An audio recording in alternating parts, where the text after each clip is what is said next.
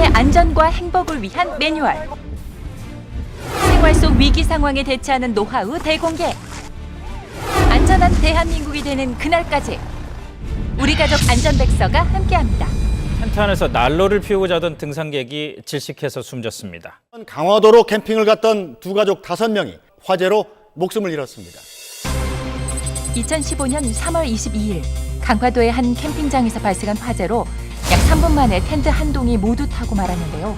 이 사고로 5명이 사망했습니다.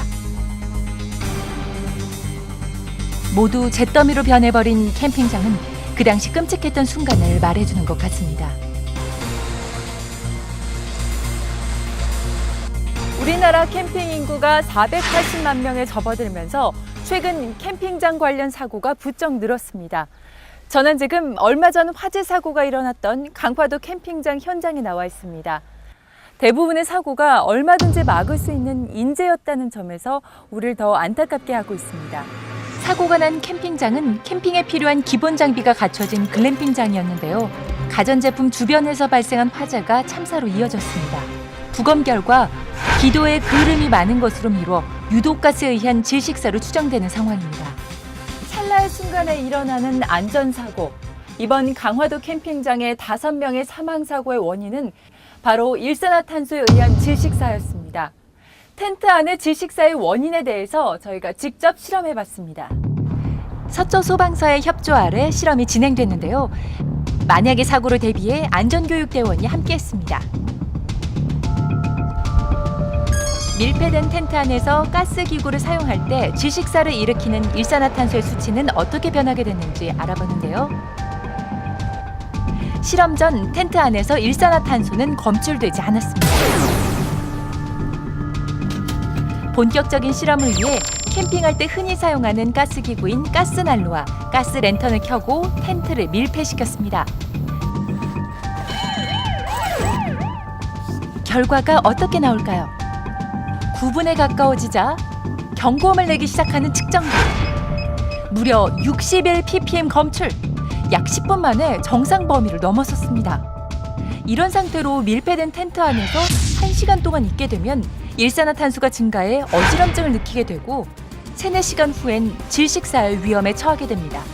밀폐된 텐트 안에서 가스난로나 가스랜턴을 켜면 일산화탄소 수치가 대기 중 허용 기준치인 50ppm 이상으로 급증하게 됩니다.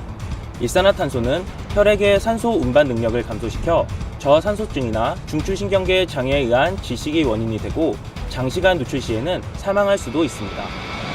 전기기구를 무분별하게 사용하거나 번개탄, 석유난로 등의 화기를 사용하는 것은 삼가야 합니다.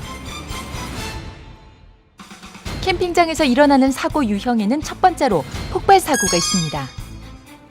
지난 3월 14일 경기도 양평의 한 캠핑장에서 텐트 안에 둔 석유난로가 폭발해 어린 형제가 숨지는 사고가 발생했고, 지난 3월 8일에는 가스버너 과열로 인해 휴대용 부탄가스가 폭발하고 있습니다. 두 번째 유형은 화상사고인데요. 고기를 구울 때 화기를 가까이 하다가 예기치 않은 화상사고를 당할 수 있습니다.